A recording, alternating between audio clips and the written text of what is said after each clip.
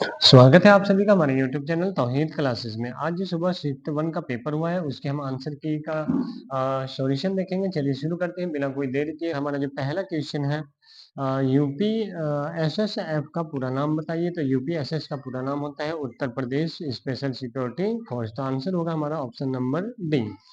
Next प्रश्न है हमारा निवेश मित्र मोबाइल एप्लीकेशन भारत के निम्नलिखित में से किस राज्य की एक पहल है। तो ये पहल है उत्तर प्रदेश की, योगी आदित्यनाथ ने आरंभ की है। प्रश्न नंबर 3 है हमारा विमुद्रीकरण को निम्नलिखित में से किस नाम से जाना जाता है। तो विमुद्रीकरण होता है नोटबंदी। तो ये हमारा ऑप्शन होगा ऑप्शन नंबर ए नोटबंदी। उसके बाद प्रश्न है हमारा उत्तर प्रदेश राजस्व संहिता 2006 के अनुसार एक अवधि या एक पट्टे वचनबद्ध या अनुदान के तहत धारित भूमि खंड को निम्नलिखित में से क्या कहा जाता है। तो ये 2006 के अनुसार मायावती सुश्री मुख्यमंत्री मायावती ने की थी, तो उसे कहा जाता है धरती। नेक्स्ट हमारा प्रश्न है ईमेल में भरोसेमंद स्रोत बनकर दुर्भावनापूर्ण कारणों के लिए संवेदनशील जानकारी जैसे यूजर नेम पासवर्ड और क्रेडिट कार्ड विवरण आदि प्राप्त करने का प्रयास कहलाता है। तो वो हमारा कहलाता है फिशिंग। नेक्स्ट हमारा प्रश्न है टका निम्नलिखित में से किस देश की मुद्रा है। तो हम जो टका है वो है बांग्लादेश की। बहुत पॉपुलर क्वेश्चन है। नेक्स्ट हमारा प्रश्न है निम्नलिखित में से कौन सा वाक्य जीएसटी के लिए सही नहीं है। तो जीएसटी के लिए जो वाक्य सही नहीं वो है जीएसटी एकल प्रशासन के तहत पूरे देश में एक सामान्य कानून प्रक्रिया है। बिल्कुल ट्रू है। जीएसटी एक गंतव्य आधारित आधारित कर है। जीएसटी इनपुट टैक्स क्रेडिट या मूल्य के घटाव के लाभ के साथ एक ही दर पर वस्तु और सेवाओं दोनों का एक व्यापक उगाही और वसूली है। ये तो इसके लिए ही जीएसटी लाया गया था। ऑप्शन हमारा डी है वस्तु और सेवा पर कई प्रकार के कर लगाए जाते हैं। तो ऑप्शन होगा ऑप्शन नंबर हमारा डी। नेक्स्ट प्रश्न है हमारा निम्नलिखित में से कौन सा बंदरगाह कच्छ गुजरात में स्थित है। तो वो है कांडला बंदरगाह, दीनदयाल बंदरगाह। अभी उसका नाम चेंज किया गया, कांडला बंदरगाह का नाम चेंज किया गया दीनदयाल बंदरगाह। उसके बाद हमारा नेक्स्ट प्रश्न है हाल ही में श्री अमित शाह ने निम्नलिखित में से किस स्थान पर national cooperative dairy federation of India के मुख्यालय की आधारशिला रखी है। तो वो रखी है आनंद में। ऑप्शन नंबर है हमारा ए। प्रश्न नंबर हमारा जैसे निम्नलिखित में से कौन सा पुरस्कार सहकारी और दुग्ध उत्पादक कंपनियों को आगे बढ़ने और प्रतिस्पर्धा भावना पैदा करने के लिए प्रेरित करने हेतु दिया जाता है। तो वो ऑप्शन है हमारा राष्ट्रीय गोपाल रत्न पुरस्कार। बाकी जो ये ऑप्शन है ये है खेल खेल पुरस्कार है, यानी सभी को खेल में दिया जाता है। नेक्स्ट प्रश्न है हमारा केंद्रीय मंत्रिमंडल ने हाल ही में भारत और निम्नलिखित में से किस देश के बीच प्रवासन और गतिशीलता समझौते को मंजूरी दी है। तो वो इटली इटली। उसके बाद हमारा ऑप्शन नंबर 12 हाल ही में भारतीय क्वेश्चन नंबर 12 हाल ही में भारतीय नौसेना का fast attack craft INS Kabra निम्नलिखित में से किस स्थान पर पहुंचा है। तो वो पहुंचा है कोलंबो और श्रीलंका। नेक्स्ट ऑप्शन है हमारा क्वेश्चन हमारा निम्नलिखित में से कौन खुदाई खिदमतकार का संस्थापक है। तो सीमांत खान यानी खान अब्दुल गफ्फार खान।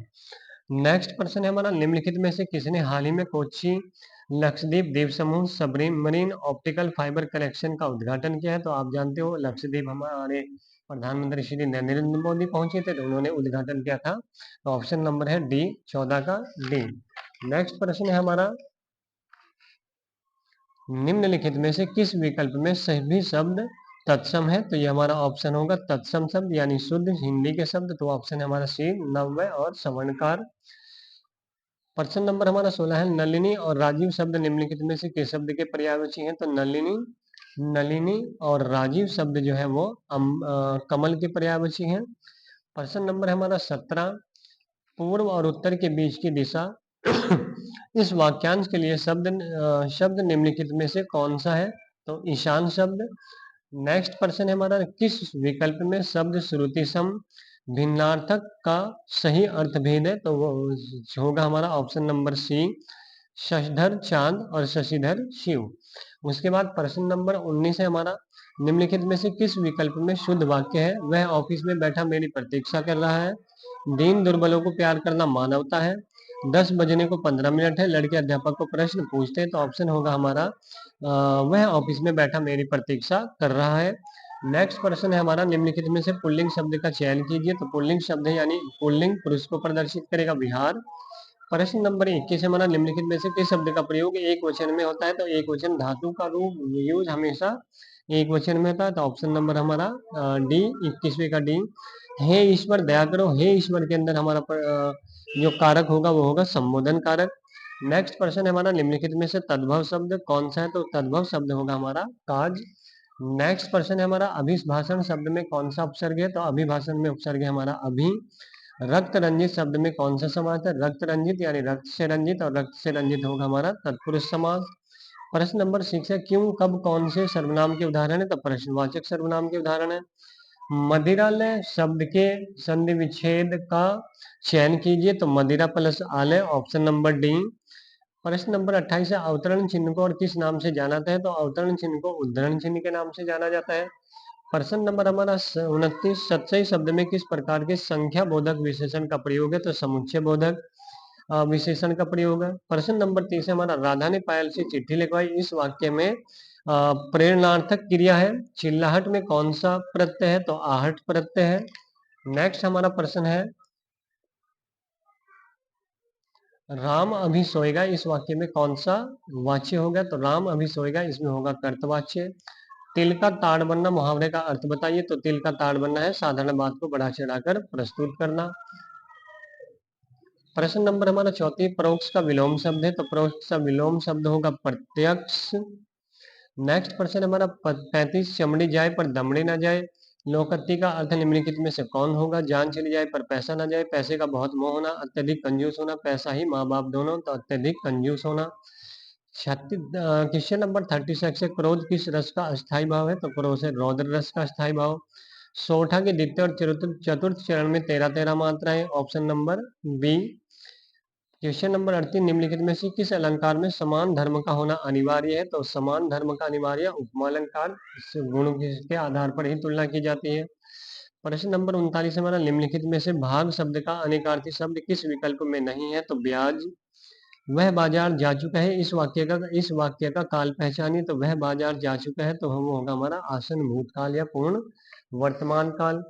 उपयुक्त जो हमारा पैरा दिया है, निम्नलिखित गद्यांश को पढ़कर पूछे गए प्रश्नों के उत्तर दीजिए। तो चलिए हम डायरेक्ट प्रश्नों में पहुंचते हैं। भारतीय लेखकों की किस्मत खराब है क्योंकि वे अपनी बात भारतीय शिक्षित पाठकों तक नहीं पहुंचा नहीं पाते। वे अपनी भाषा के साहित्य को पढ़कर अपने समाज का हालचाल नहीं जान सकते। उनकी पुस्तकों को यहाँ के नागरिक गर्व योग्य नहीं मानते। वे अपनी भाषा में लिख नहीं सकते। तो ऑप्शन नंबर होगा इसका बी। क्वेश्चन नंबर 14, उपयुक्त शीर्षक दीजिए। तो भारतीय लेखकों की दुर्दशा, भारतीय शिक्षितों का अंग्रेजी मोह। तो ऑप्शन नंबर होगा हमारा बी। ऑप्शन नंबर बी, भारतीय शिक्षितों का अंग्रेजी मोह। नेक्स्ट प्रश्न है हमारा, भारत का सुशिक्षित समाज कौन सा साहित्य पढ़कर संतुष्ट हो जाता है? तो ये अंग्रेजी साहित्य। भारतीय भाषाओं के साहित्य के प्रति समाज के किस वर्ग में अरुचि की भावना है? तो सुशिक्षित। भारतीय भाषाओं के लेखक अमेरिकी, यूरोपीय तथा चीन, बर्मा, जापान के लेखकों से भी हीन है, क्योंकि उनके साहित्य को भारत के सुशिक्षित लोग नहीं पढ़ते। उनके साहित्य को भारत में नहीं पढ़ा जाता।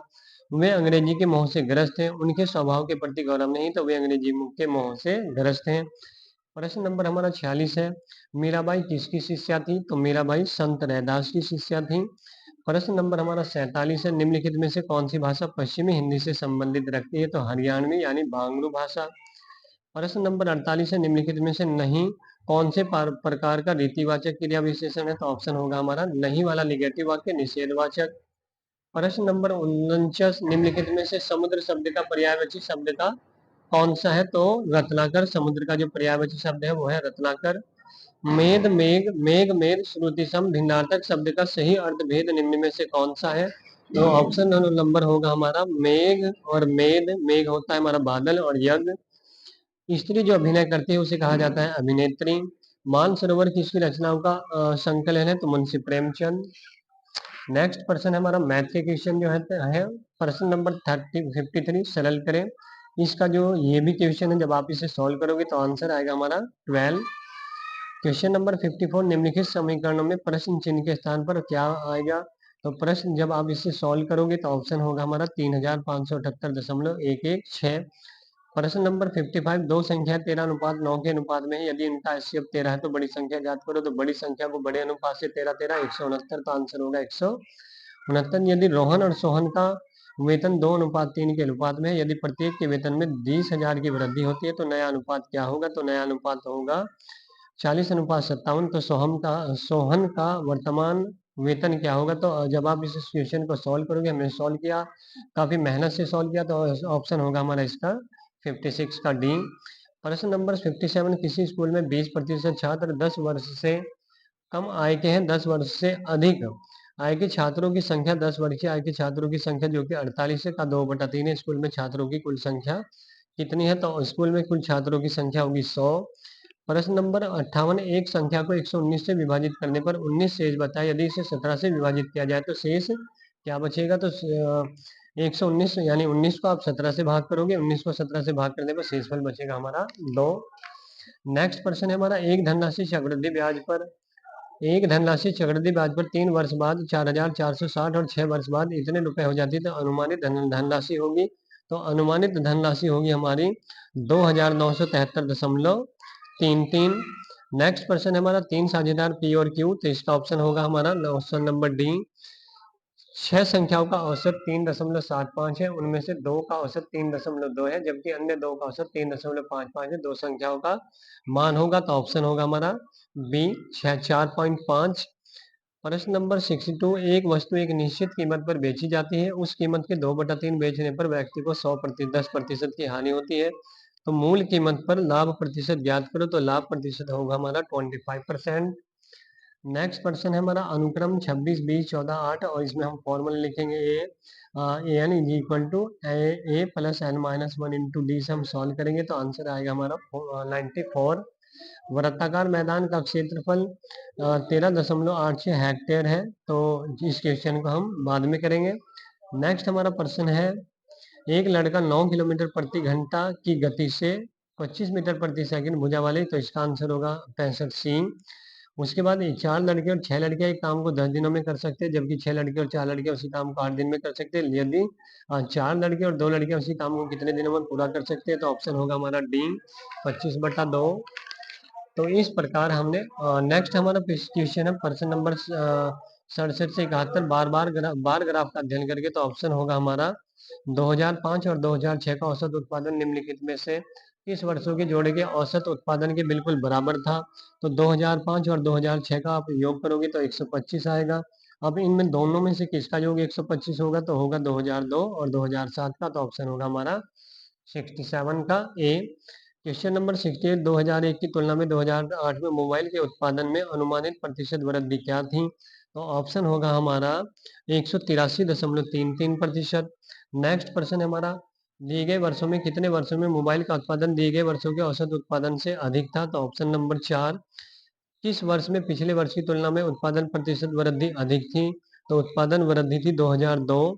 2003 से 2004 तक मोबाइल के उत्पादन में अनुमानित प्रतिशत गिरावट क्या थी, तो गिरावट थी 23%। तो उसके बाद नेक्स्ट क्वेश्चन है हमारा, ये हमारे इधर से रीजनिंग के क्वेश्चन आरंभ हो जाते हैं। तो अगर आपको वीडियो पसंद आई तो प्लीज लाइक करें, शेयर करें और सब्सक्राइब करें। उसके बाद जो हमारे क्वेश्चन नंबर 72 से है, उसके बाद ये रीजनिंग का जो पोर्शन है उसे अभी हम रोक देते हैं। अब हम देखते हैं जीके के जो क्वेश्चन है, उन जीके के प्रश्नों को हम किस प्रकार सॉल्यूशन, उनके आंसर क्या है। तो देखते हैं जीके के जो प्रश्न है वो है क्वेश्चन नंबर 127।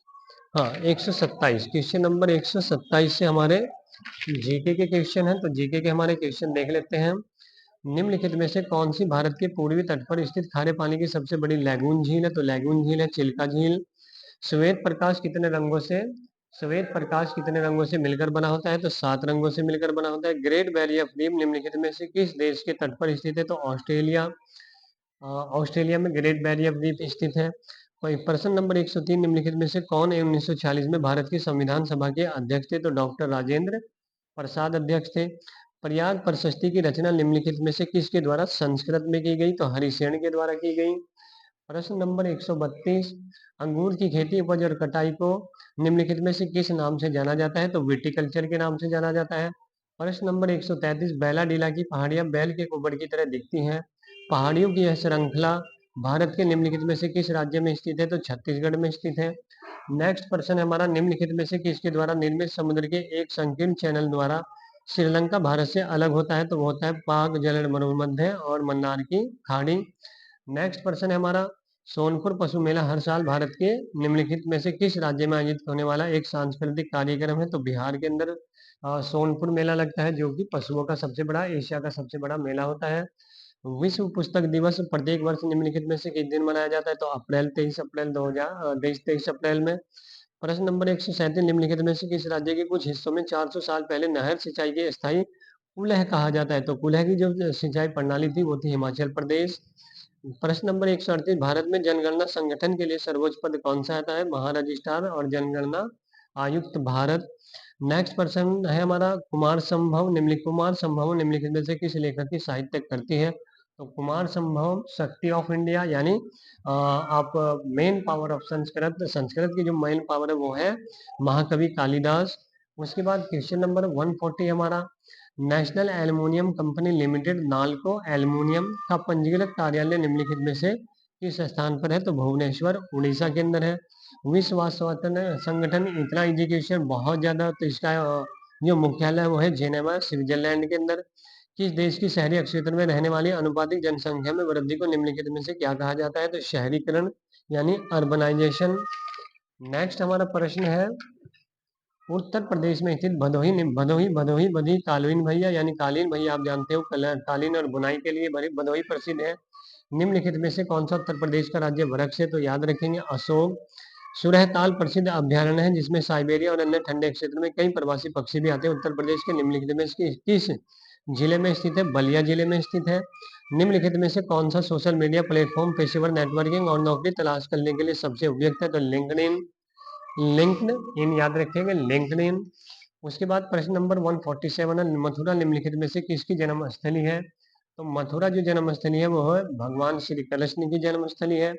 नेक्स्ट प्रश्न है हमारा, अकबर का मकबरा निम्नलिखित में से किस स्थान पर स्थित है? तो अकबर का जो मकबरा है वो सिकंदराबाद के अंदर स्थित है।